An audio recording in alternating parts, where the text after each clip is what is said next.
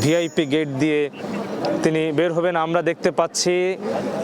দেখতে পাচ্ছি তার গাড়ি বের হওয়ার আগে আইনশৃঙ্খলা রক্ষাকারী বাহিনীর বেশ কয়েকটি গাড়ি বের হতে আমরা দেখতে পাচ্ছি। বিএনপির ভারপ্রাপ্ত চেয়ারম্যান তারেক রহমান হযরত শাহজালাল আন্তর্জাতিক বিমানবন্দরের ভিআইপি গেট দিয়ে তার বহরটি বের হচ্ছে। দর্শক দেখতে পাচ্ছেন বিএনপির ভারপ্রাপ্ত চেয়ারম্যান তারেক রহমান তার স্ত্রী ডাক্তার জুবাইদা রহমান, কন্যা জাইমা রহমানকে সাথে নিয়ে বিএনপির স্থায়ী কমিটির সদস্যদের যে বহর সেটি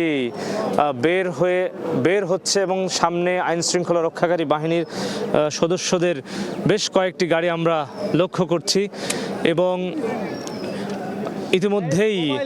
ইতিমধ্যেই ভিআইপি গেট থেকে তার সামনে তার নিরাপত্তায় নিয়োজিত যে বহরটি সেটি প্রস্তুতি নিচ্ছে। ইতিমধ্যেই আইনশৃঙ্খলা রক্ষাকারী বাহিনীর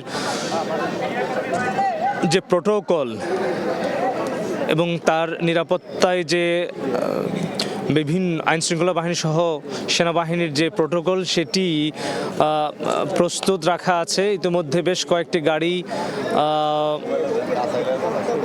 আমরা বিমানবন্দরের ভিআইপি গেট থেকে বের হতে দেখতে পাচ্ছি এবং সিএসএফ সদস্যদের আমরা দেখতে পাচ্ছি।